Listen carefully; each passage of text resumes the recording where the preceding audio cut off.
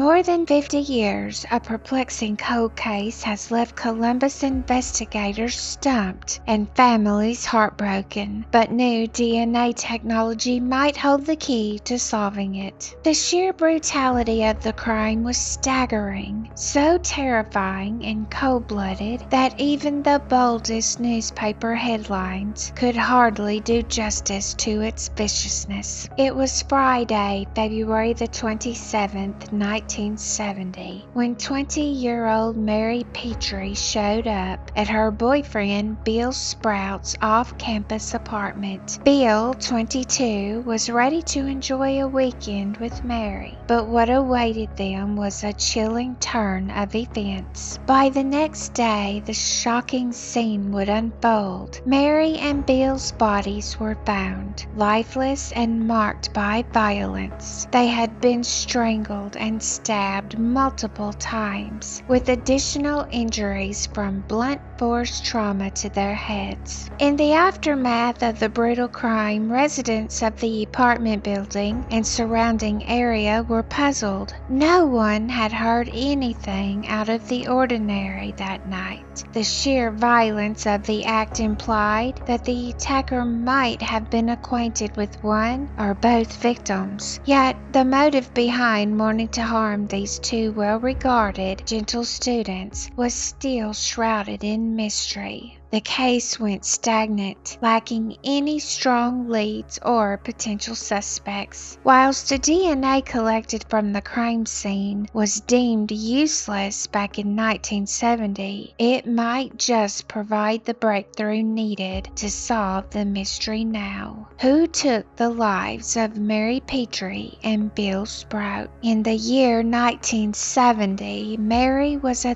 third-year student at Mount St. Joseph in Cincinnati, where she was immersed in her French studies. At that point, she had been in a relationship with Bill for more than a year, thanks to an introduction from a common friend. With a French degree from Xavier University under his belt, Bill was advancing his education through graduate studies at the Ohio State University. Although Bill's neighbors did not sense any immediate danger, they noticed his door was ajar that evening. The soft sounds of a radio drifted from the darkened apartment, but they decided against stepping inside to investigate further. At 8 p.m., a newsboy appeared to collect his dues, but he passed by Bill's residence since Bill wasn't one of his clients. As he departed, he noticed a strange man lurking on the front porch. The man rudely instructed the boy to get the hell out of here. The darkness made it hard to discern his appearance, but the boy thought the man looked relatively young, though he could never pinpoint who he was. Tom, who had been Bill's roommate and friend for years, left around 6 p.m. to spend the night at his girlfriend's place. The next day, around 12:30 p.m., he returned to the apartment and was confronted with a terrifying and bloody scene. Bill and Mary had been slain. Bill was found in the bathroom, whilst Mary was in one of the bedrooms.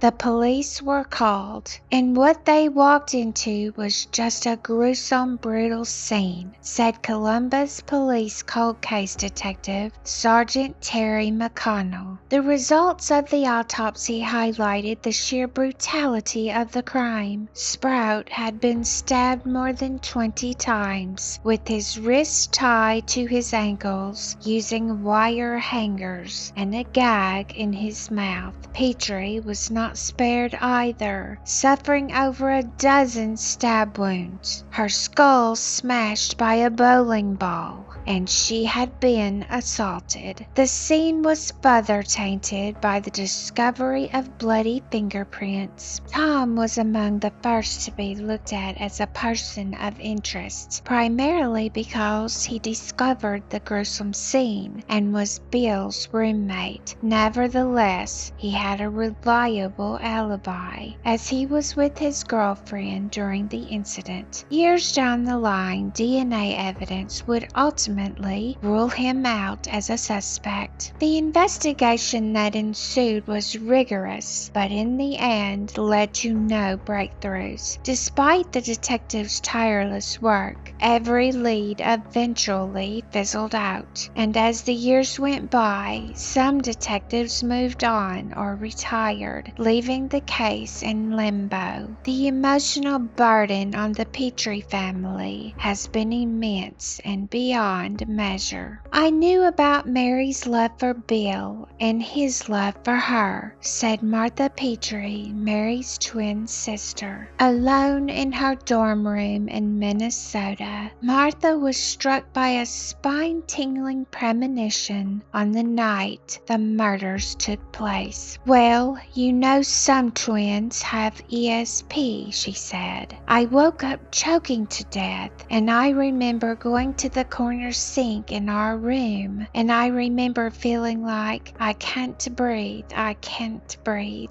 She had no idea that her twin sister Mary was quietly slipping away, taking her last breaths far across the distance. Martha always dreamed that new detectives would take an interest in the case. The evidence had been meticulously kept, with the original investigators believing that innovations in technology could eventually unlock the key to the breakthrough they needed. As the years pass, the sense of loss endures, Martha said. "There's always a missing chair at the table, and that's what it feels like. That there is not a wholeness, that there's something that went terribly amiss," she said. Although the tragic deaths of Mary Petrie and Bill Sproat remain one of Ohio's oldest unsolved mysteries, the existence of forensic evidence keeps the door open for law enforcement to potentially solve this case. In 2023, Columbus police took the step of submitting DNA to a genealogy lab. Genetic genealogy has been instrumental in solving numerous cold cases throughout the years. There is hope that a resolution will soon be reached for the loved ones of Mary and Bill, delivering justice for them as well.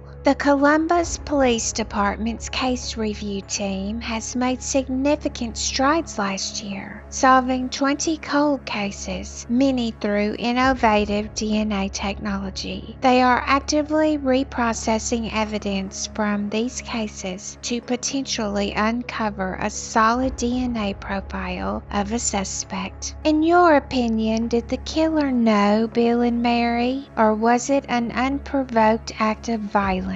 I would really like to hear your insights. Thank you for joining me, and have a fantastic evening.